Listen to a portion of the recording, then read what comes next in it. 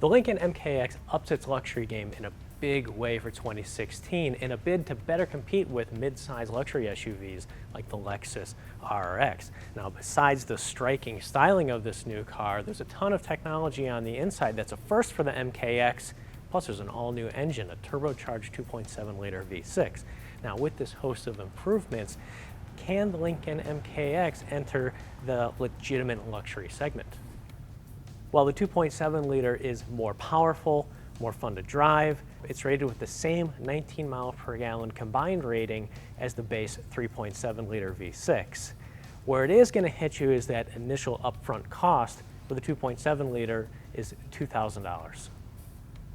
The redesigned interior hosts very high quality materials, especially on the door panel. Every surface is soft and it's very attractive with wood and metal accents. Now, while the materials are very nice, the styling itself on the inside is fairly conservative. There's nothing outlandish or very innovative here, except for the push-button gear selector. Now, we've seen it in other Lincolns, and the MKX has it too. There's some pros and cons. What's great is the freed up space for a nice little storage cubby with a USB port on the inside. And also on 3-point turns, it makes it really convenient to have the drive and reverse buttons real close to the steering wheel. On the downside, it just doesn't look very nice. They're very generic buttons. There's little pieces of chrome strip, but I feel this could be executed with a lot more pizzazz than just these very simple buttons. The gear selector isn't the only annoying feature in this general area of the car. The model we're driving is an early production MKX, and it still has the outgoing My Lincoln Touch touchscreen. Now, we've been complaining about this system for years, and Ford and Lincoln's. It's the quadrant based. Previously, it had capacitive touch controls. It's great that it's gone. We've got real dials, knobs, buttons, fantastic. But the last thing that needs to go is this kind of outdated media system. And on later MKXs, it's gone. Starting in late December, the production models will be coming out with Sync 3, a much improved system with a better user interface. New technology in the MKX includes a 360-degree camera. Now, it uses a camera in the front, back, and on the sides of the vehicle to create a top-down view of what's around the car for easier parking. Now, it's a feature we've seen in the luxury segment before, and the Lincoln's isn't the best executed. The cameras aren't stitched together very well, and it's also very hard to determine where the wheel is when you're parking up against the curb, so you're still kind of inching carefully until you hit the curb. It's a feature that's much better executed in Infiniti, who pioneered the system, as well as BMWs. Another piece of technology that needs a little bit more refinement is the optional lane keep assist.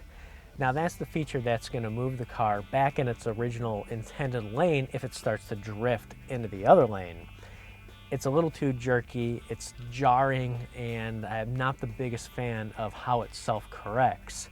The good news is the feature is adjustable in various intensities, as well as you can choose a mode that puts it to alert only. It won't make the correction, and that's how I drove. The MKX's must-have feature, though, the optional Revel 19-speaker stereo. It is just pure auditory bliss. If you're a sound nerd, you absolutely have to listen to this stereo. It's one of my favorites.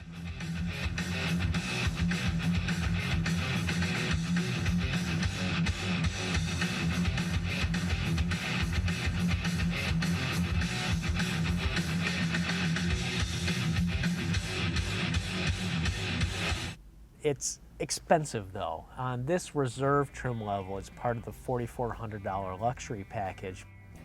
Comfort is king for both front and rear occupants. The leather is soft and supple, and there are a lot of amenities in the back seat, including heated rear seats and 2 USB charge ports.